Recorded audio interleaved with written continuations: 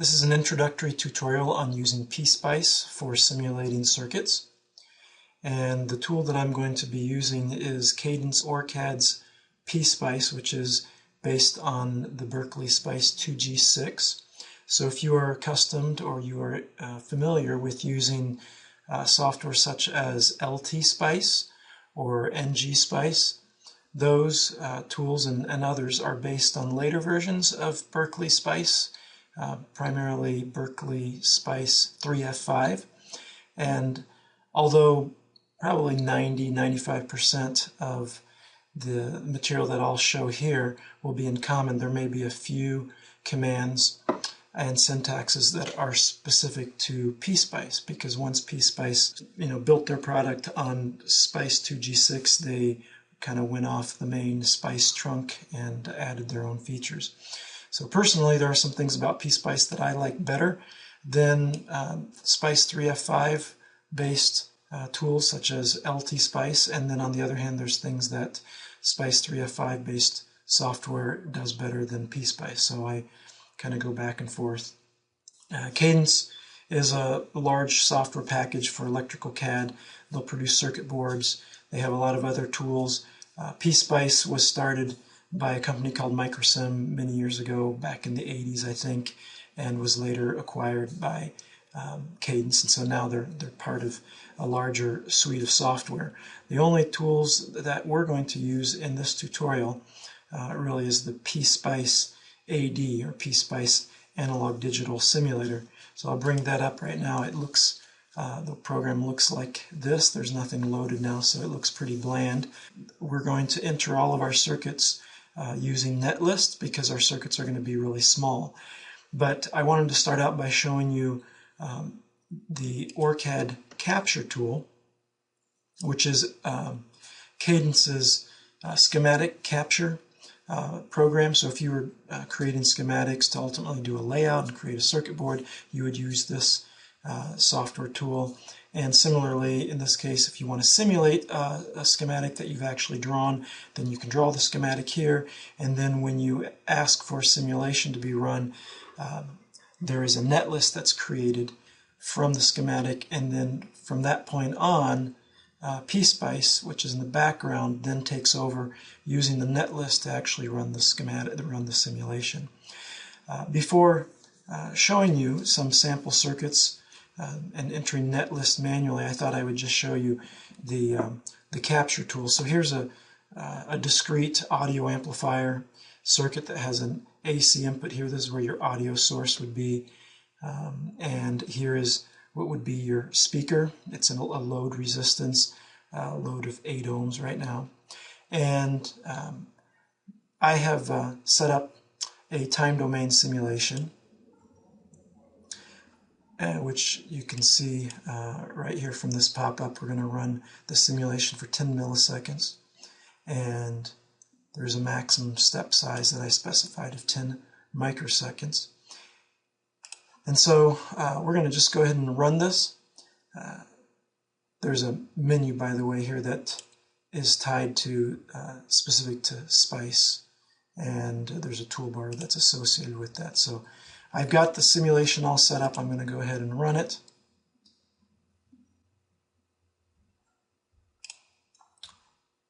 And here you go. So I'd run this in, previously, and had saved some setups in terms of the waveforms I wanted to see, and so it brings those up by default, and I even have some annotation there. So you can see how quickly this can run.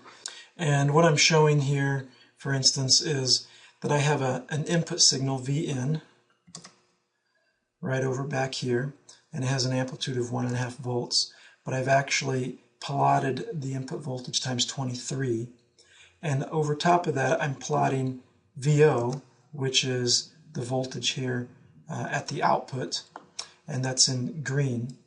And so evidently the gain for this amplifier is just about 23. That's why I've set this to 23, so that the input and the output actually overlap. But this happens to be a particular simulation where I'm testing the peak output power, and I've driven the input to a large enough signal such that you can see the output is clipping. So the blue is the positive power supply rail, which is up here supplying the amplifier, and then there's a minus 35 volt rail down here. And what this is showing is that the output has to come actually all the way up to 35 and minus 35 volts, and it can't do that. So there's some clipping. This purple is a calculation of the power. Notice some of the syntax that can be used here. Just like you might want the current through an element like I parentheses R speaker, that would be the current flowing through the resistor. Here I have W, which is power, so it calculates the power in the resistor, and then I'm running a function average X, which is a windowed average, so it's running, it's averaging a window, a continuous window of 1 millisecond, which happens to be the period of my input signal. So although the power coming out or being delivered to the load resistance is changing sinusoidally at twice the kilohertz frequency, nevertheless, if I run a window average, I can get this, I can actually calculate the average over a cycle.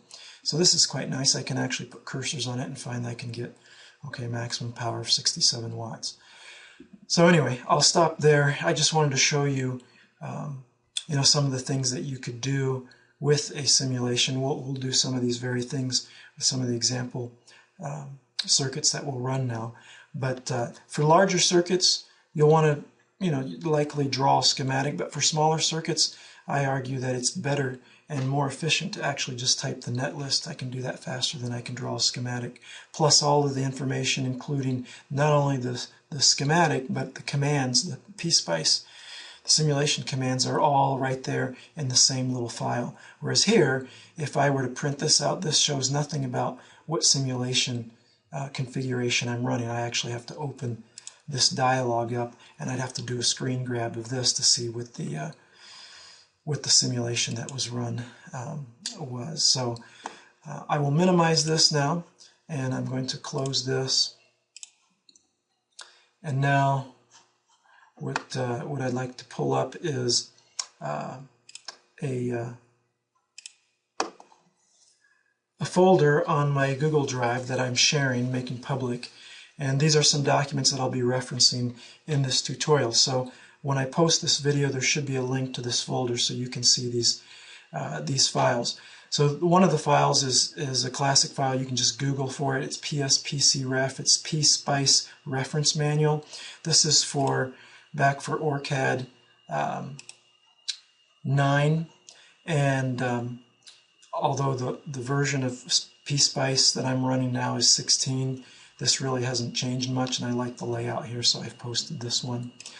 Let me close this version. I have it opened in Adobe and Reader or a PDF viewer, and it's real nice for just a quick reference. So if you want to know some analog devices, you click here.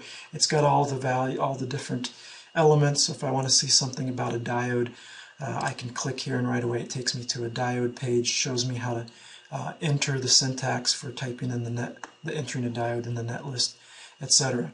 So that's why I post that one. Then, as a quick reference, I have put together PSPCref excerpts, which is just some of I just literally are screen grabs of some pages from the reference manual, and they tend to be both commands and component. Let me just scroll to some components here a little further. Yeah, so here. Some components like independent voltage sources, where there's some syntax that I forget and I need to go review it, like how do you specify a pulse or an exponential voltage source or sinusoidal, and that sort of thing. So anyway, these are the commands. This document has commands and devices that I tend to use a lot, and likely if you're in a class of mine, you're more likely to use these. So, but it's not searchable, so you may like the PSpice Reference Manual more.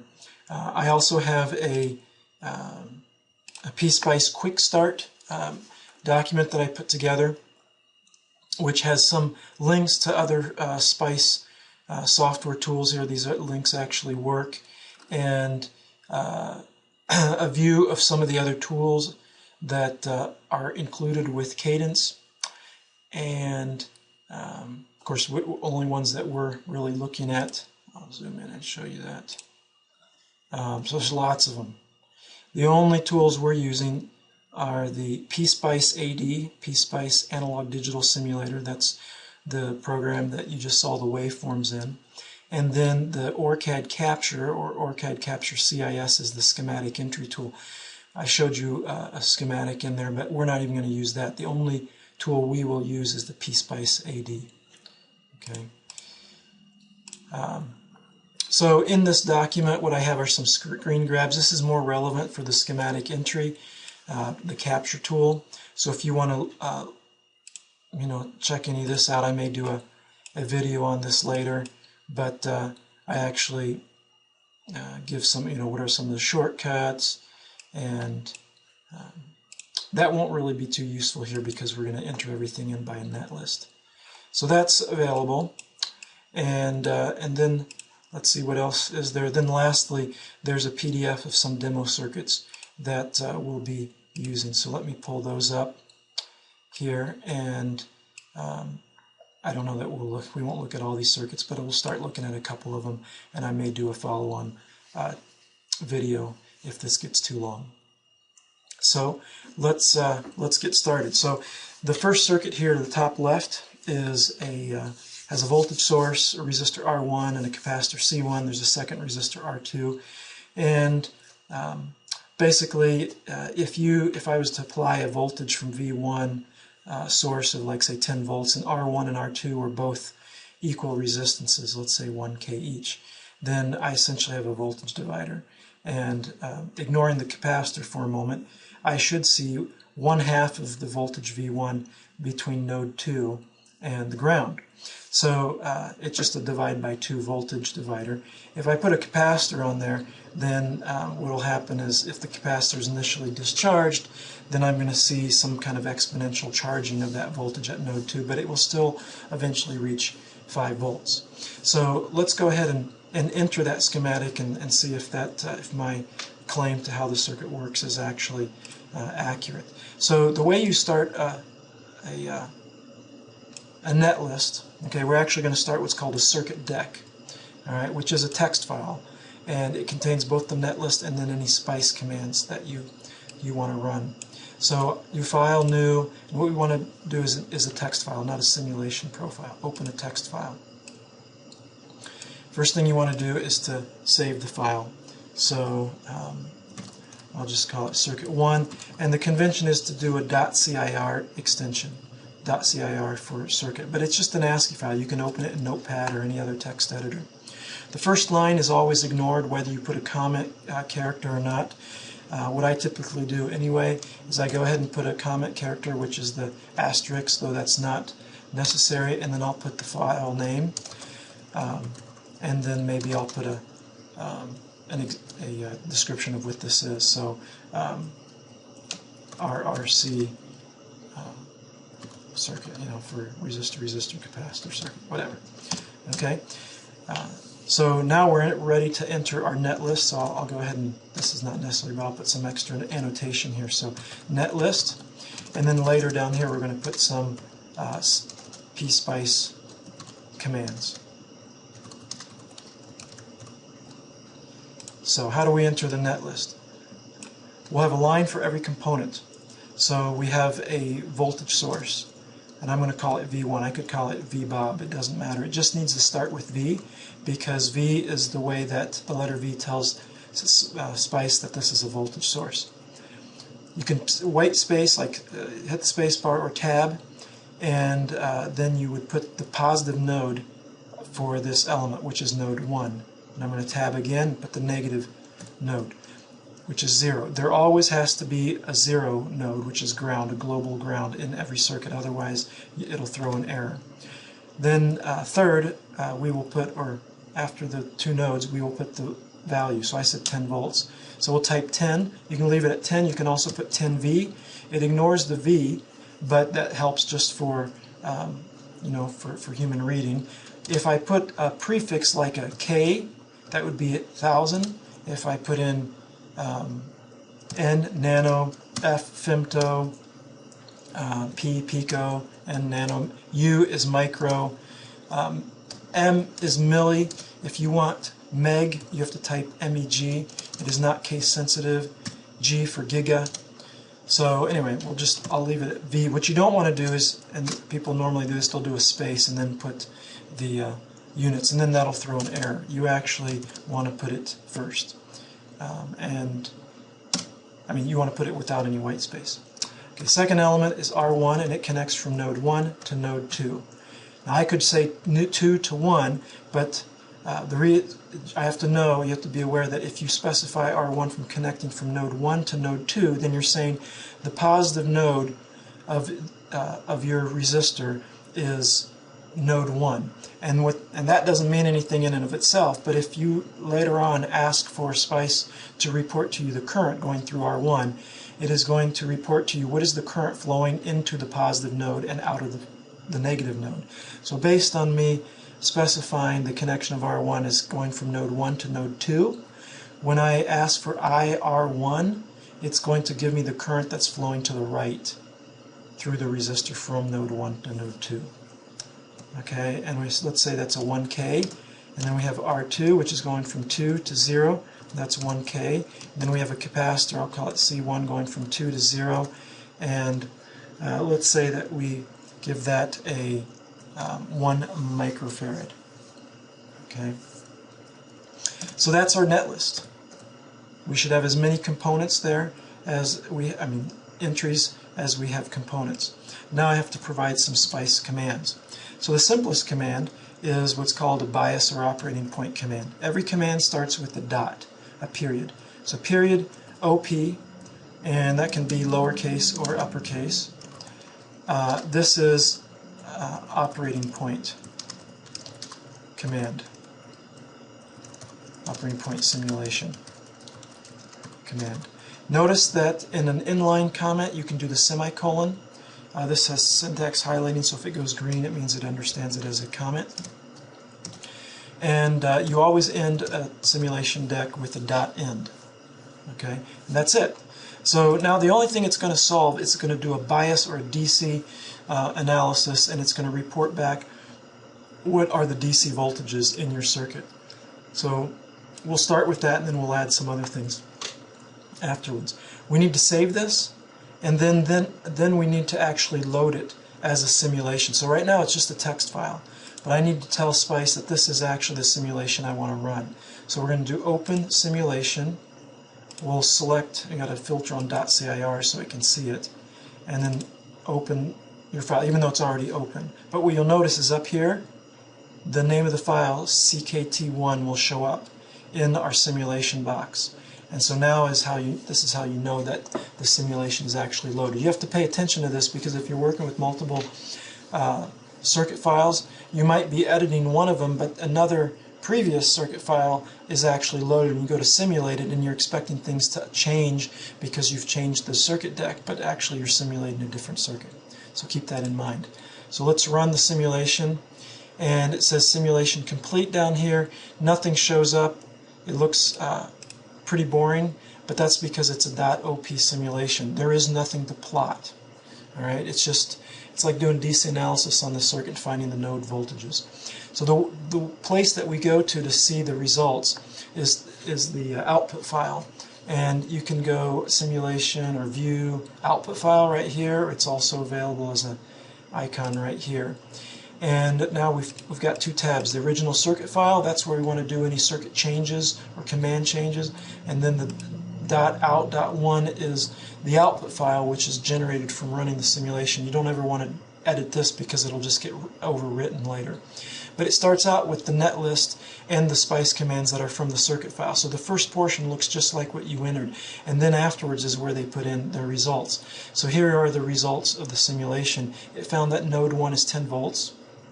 That's to be sure. And then node 2, which is the node joining the two, shared between the two resistors, is 5 volts, as we had expected. Other things that are calculated are, let's see, the current flowing through any voltage sources. So there's current of -5 milliamps flowing through the voltage source. So let's look at that and see if we can understand why it's minus 5 milliamps. It makes sense that it's 5 milliamps because it's 10 volts divided by 2K. But why is it minus? Well, we defined node 1 as being the positive node, and SPICE uses passive sign convention, which is that positive current is interpreted as current that goes into the positive terminal. So because the positive terminal of V1 is node 1, it means that positive current is the current that's going into node 1, into the positive node of the voltage source and out the negative node. And that, sure enough, should be negative because we know that the current is actually flowing out of the positive node through R1 and R2 and then back to the negative node. So now it makes sense that the current IV1 is in fact minus 5 milliamps. Okay, so that's pretty boring, but that's useful if you just want to determine the DC analysis of a circuit. Notice that because it's DC analysis and nothing is changing, we're just looking at like the steady state response after this thing has been there for a million years. The capacitor has no effect because in steady state, in equilibrium, if you will, when all the voltages have settled out, there is no time rate of change of voltage across the capacitor, and if there's no dV/dt, then there's no IC. So if you remember, the current into a capacitor is equal to the capacitance times the time rate of change of the voltage. So now let's do something a little more interesting. Let's put in another command. We'll run a DC simulation. Okay, and actually, before we do a DC simulation, let me introduce something else to you. PSpice is good with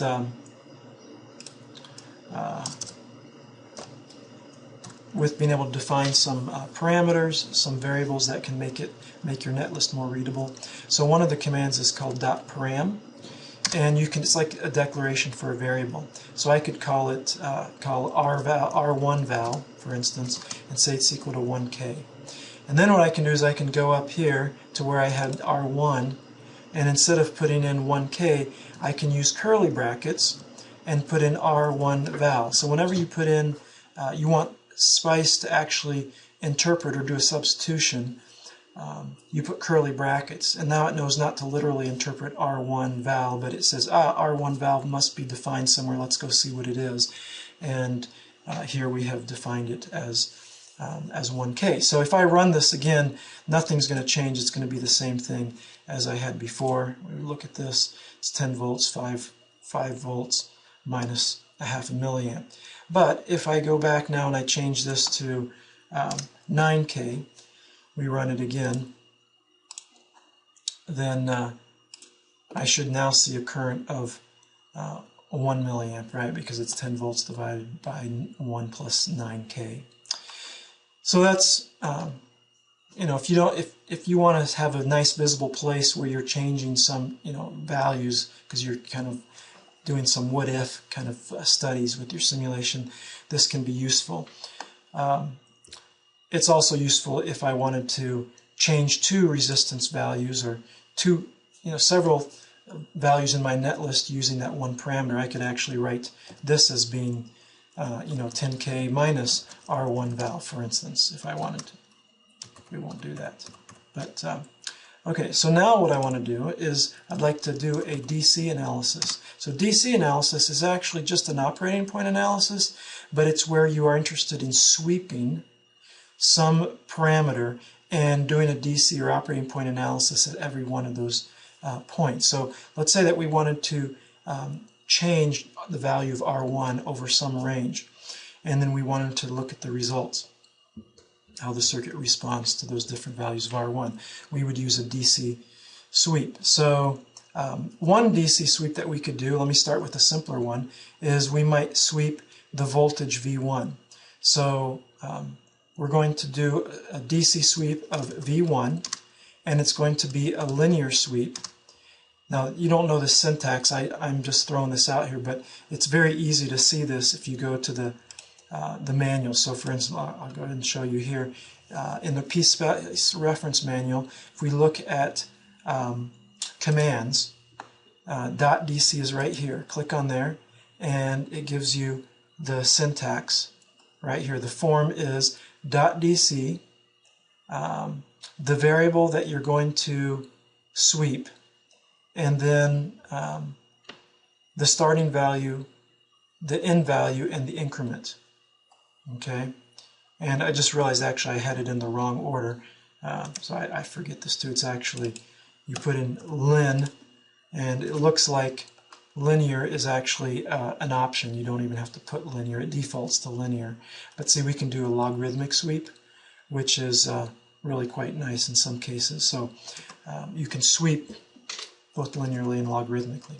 So anyway, let's sweep linearly V1, and we're going to go from, let's say, 0 volts to 10 volts with an increment of 0.1 volts.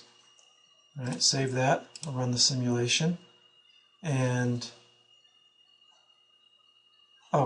and it ran the simulation, but it didn't actually bring anything up. I realize now I forgot an important command at this point. I want to actually see these results in the graphical postprocessor, which is called probe. So I need to type in a command probe, which tells SPICE that I want to view the results.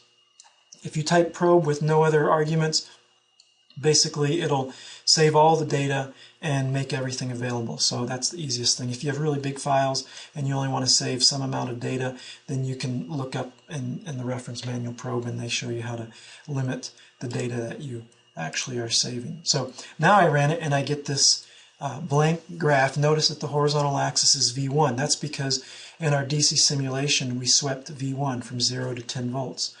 So I want to see, let's say I want to see the voltage at node 2. I go to Trace, Add, or notice the shortcut Insert key. So that's what I always do, is hit the Insert key. And a list of all of the voltages and currents come up, as well as powers. If it can calculate the power in any of these elements, it'll do that. So I'm going to, I can click on the voltage, or I can just type in my expression, and the syntax is voltage, parentheses, and then the node. So the node that I'm interested in is node 2. I type that. It's a pretty boring response, but as expected, it's a divide by 2, right? Because it's a divide by 2 resistor divider. So I go up from 0 to 10 volts on the input. I'm going to have 0 to, I'm wrong, 0 to 1 volt, because I have a 9K in there now, right? 9K and 1K, so it's a 1 over 1 plus 9, so it's a divide by 10. All right, so that's how you can do a DC sweep. Now we can turn on, let's see, the data points. See, this actually shows the little the steps. So if I went back and actually did a step of 1, now you see that the little markings are further apart. Now we can also run a log sweep, which is dec, okay? And we're going to sweep V1, and we have the way we do it there is if you're going to sweep logarithmically, you can't start at 0. You can start at something like 0.1 volts, and we could go to 100 volts, and 100 volts. And now, instead of specifying a step, we say how many points per decade. So if I want 5 points per decade, then I put 5. So let's run that. So now you see, if I were to, you notice how they're closer spaced together. I got 1, 2, 3, 4, 5 in the first decade, 1, 2, 3, 4, 5 in the second decade. Or, okay, I think there was 5. So the other way you can look at it is if I double click on this axis, I can change the axis scale to log.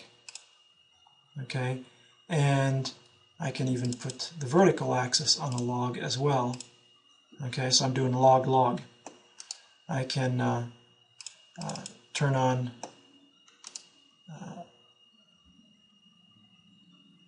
you can turn on grids. Where are the grids? Oh, there we go. Grids, you can turn on grids. Okay, well, I won't. That's a little detail. You can turn on and off grids. So there's a linear and a decade sweep doing a DC simulation. Okay, now let's say that instead of sweeping the voltage V1, I wanted to change the value of a component. So now I'm going to change R1 val. So how do I specify that? Well, if it's a parameter, if I've defined a variable, then it's called a param. So I need to tell Spice that it's a param, and then I give it the param name, R1 val. Now I can do a decade sweep. It's not going to, and let's change this now. It's going to be, let's say, 1 to 10K, and we'll do 3 points per decade. And so now what do we see? We're sweeping R1 val, and we're looking at the output, the voltage V2. We started at 1 ohm, right? So let's go back and look at the circuit. Where did it go? Okay. If you look at the circuit, we're sweeping R1. So if R2 is 1K and R1 is 1 ohm, then you don't have much of a voltage divider, right? So that's to be expected that the voltage is way up around 10 volts, right? But it's going to drop as R1 becomes larger and larger. So that's how you can sweep a parameter. You can sweep a voltage source or current source, or you can now sweep any kind of parameter. And that what's nice is you can see how the circuit is sensitive. The circuit's response or output is sensitive to the changing of a particular parameter or value in your circuit. Okay, so that's a DC simulation. Now I want to show you a time domain simulation. We have a capacitor here, and so we want to see how this circuit evolves in time. So let's, I'm going to go back and put this back at 1K for a moment. So it's a divide by 2. So we're going to do a transient analysis. Now let's look this up in the PSpice manual. So you go to commands. Here are the basic standard analyses, and we've looked at the operating or bias point, the DC analysis, and we're now going to look at the transient analysis. So click here, and here's the syntax, .tran. So the parameters for the .tran statement are, there's 4 of them. There's a minimum of 2 that have to be specified. The first is called the print step value. Second is the final simulation time. The third is a no print value. And the fourth is what's called a ceiling step value. So the print step value is actually not used when we're outputting data to probe. It's you have an option to actually output data to the output file. So we typically don't use this, but it's the first parameter, and so you have to list it. So I typically put in almost a dummy number there, maybe like a millisecond or microsecond, something like that, millisecond maybe, and then it really is not used unless you have any .print statements, which we're not going to have any here, so we can ignore that, but you do have to specify one. Final time is how long you want the simulation to run. If you specify the no print value, then it means you know, if you, let's say we're running the simulation for 10 milliseconds and I only want to see the last 2 milliseconds. So I would put a no print value of 8 milliseconds. So start collecting data at 8 milliseconds into the simulation. This is useful when it's a huge simulation, you're generating a lot of data. You don't want to save all that data from time 0. And then the fourth one is called the ceiling step. So the simulator will automatically adjust how big of a time step it takes. So it solves the circuit at one time, and then it advances in time a little bit and solves it again. And it is doing that all the while maintaining a certain criteria for how much allowable error there is. And so sometimes if things are not changing very quickly, it will say, hey, I can take a bigger time step, but you may not like it to take that big of a time step because the waveforms begin to look a little bit choppy.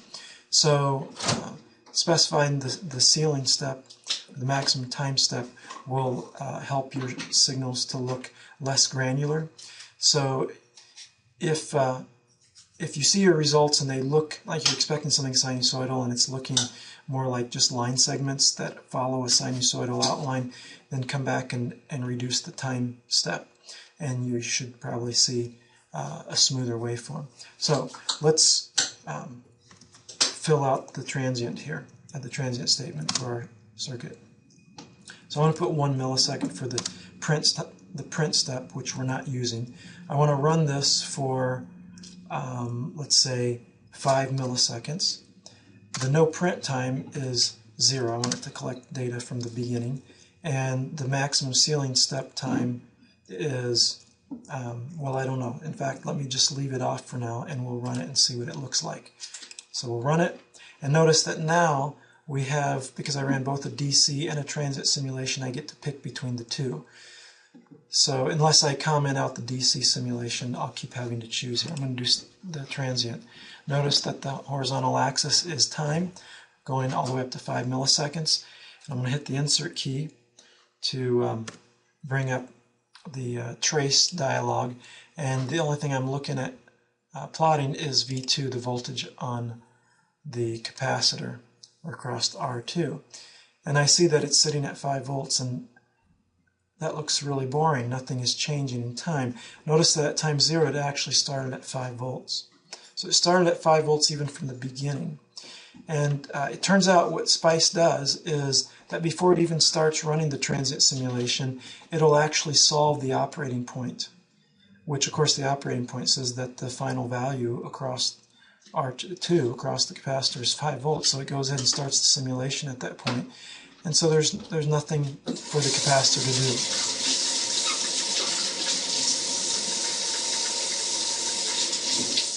Oh, sorry. So what we need to do is to force the capacitor voltage to start at 0 volts. And you do that by specifying an initial condition. And you can put the syntax IC equal to a voltage at the end of your capacitor line. If we're doing an inductor, you could do the same thing, IC equals some current. So now let's rerun the simulation. Now it looks like something we would expect. It starts at 0 volts and it rises up to 5 volts as we would expect. Now if we want to see, well, how does the response change as a function of changing R1, we can now run several simulations. Now we can't do it's not like the DC simulation where we can sweep the parameter, but we can use another command, and that's called the step command. So .step is another way that we can actually ask for multiple simulations to be run, one for each value of a particular parameter that we're trying to sweep. So let's look that up for a moment in the SPICE manual. Go back home and commands. There's a .step parametric analysis. Okay, and here's the syntax. Step, linear, if you're going to sweep something linearly, the variable name that you're going to sweep, the start value, the end value, the increment. You can also, instead of doing a sweep, you can also just list values. So here's a .step, the variable you want to sweep, put the keyword list, and then you can just list the values. So that's what we're going to do here actually. Let's say that I want to sweep R1 val from, I don't want to sweep it, but I want to set R1 val to be, let's say 1K, but then I want to try 2K as well. Okay. And something went bad. I see that I have a simulation abort down here, and it popped from my circuit file over to the .out file. So if I scroll up on here, it'll actually show me in the .out file where my error is. Here's one, step, param, center frequency. Okay, let's use that syntax. Step, param, rval, list. Let's try that. No. Oh, okay. So it doesn't like that I'm running a step statement and a .dc statement, and it's the same parameter being swept. So let me just comment out this DC for right now. Alright, so now I have this box that comes up and it gives me the choice of which simulation do you want to see. You ran this twice, once for R1 being 1K and once for R1 being 2K. So I want both of them. So it'll plot actually both of them. Here, now we could go back, and instead of doing a list, I could do a sweep. So if we said I want to go from 1K to 10K and 11K, step of 2K. Now it shows me a whole family of curves. Okay, so that's how you can run multiple simulations in time and sweep change a parameter for each simulation run. Let me show you a few things that you can do within Probe, and then we'll end this this particular video. So you can turn on a cursor, which is this little arrow, and as you move along a curve, the cursor attaches to it and you get a readout. Move this over here.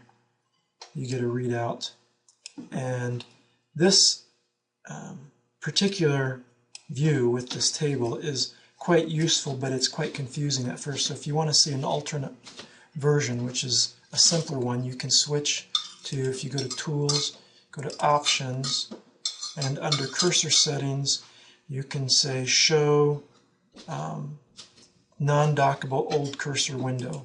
So if we click on that, it switches to something much simpler. It's a floating little cursor. Okay, and there are two cursors if I click on the right and left mouse button, and so I can position them anywhere, and it'll tell me the time between the two, and so delta y, delta x, and delta y. You can also put them on different traces. So I'm right clicking and left clicking here, and I can attach them to different traces. So the way you attach them to a trace is by clicking on the little symbol down here in the legend area. Okay, a few other useful things you can do. Let me turn off the step and run just a single simulation here to make it a little simpler. And now let's say instead of plotting V2, I just selected the legend there and hit delete. I can delete it. I'm going to insert or plot the current through IC1. Okay, here's the current. It exponentially will decay. I can add another trace, another y-axis. So I could plot on this other one, I could plot the voltage at V2. Okay, so on the first trace, or the first axis, I have IC with units 0 to 10 milliamps. And on the second axis, I have V2, which is going from 0 volts to 6 volts. Now I could also add another plot. So instead of adding an axis, I can add a plot. And let's say here, I want to plot the integral of the current, which would be the charge. So over here on the right are a bunch of functions. I happen to know that S is the integral, kind of like S, like an integral sign. So S of IC1 is the integral. Okay, and so now, as you would expect, this exponentially decaying current, when it's integrating, becomes this 1 minus exponential curve. Should be proportional to the voltage, and this is the total amount of charge. So there's a total of 5 microcoulombs that are deposited on this capacitor. You can do all kinds of things, like you could take this and I could do sine times that if I wanted to. It wouldn't make any sense in this case, but let me plot something else that's more useful. Sine of V2. Okay. You can do a lot of math on this. Let me delete this plot. Notice See the select sign here? You can select which plot is active. So if I want to delete this top plot, I select it, and then I can go plot, delete plot. One other nice thing you can do is you can save a particular setup that you're looking at. So if you go under Windows, Display Control, so Windows Display Control, you can give your particular view a name. So just call this IC1 and V2. Click Save, and now it will be saved. So if I were to delete everything, let's say delete the axis, and here I got rid of this. I even closed the simulation and I reran it. Okay, it'll come back with this view, but if I want to restore what I had saved, I can go to Window, Display, and then I can click on my IC on this one here, and it brings it back up. Incidentally, this is saved in what's called a probe file. So in the same directory where the .cir file is saved, there will be a .prb file that is saved. It's a text file. You can edit it, and that contains all your different probe settings. So the files that are generated that are associated with the circuit that we've just created, CKT1, are the .cir file. I can open that in a just a regular text file. So this is Notepad++. There is the .out file, which is just the output. It'll tell you if there's any errors. The .probe file, which I'll open that here. You can see what that looks like. It's just a text file, but that saves everything that you had set up in your probe. And then lastly, there is a DAT file, which is a binary file. You can't view that in a text editor. That file contains all the data that we're now viewing within probe. So it's nice when you enter the netlist and do a circuit circuit deck, you only have to save a few files to actually port your simulation to another machine. You need to save .cir, and if you had set up some views in probe, you want to save your .prb. If you want to save the simulation results, then you take the .dat file. Otherwise, you would just say, never mind, I'll just run the simulation again later. I just need the .cir and .prb. Now, sometimes you may reference some other library files, like if you have some components, some models that for those components, those might not be contained in your .cir file. They may be in a separate file, and in that case, if your .cir file references them, then you'll need to take those files along with you to be fully portable. But for all the circuits that we'll be doing, pretty much be putting in the entire content of your circuit right there in the .cir file. So that's all you need to save, and that's all you need to take with you if you want to save your simulation work.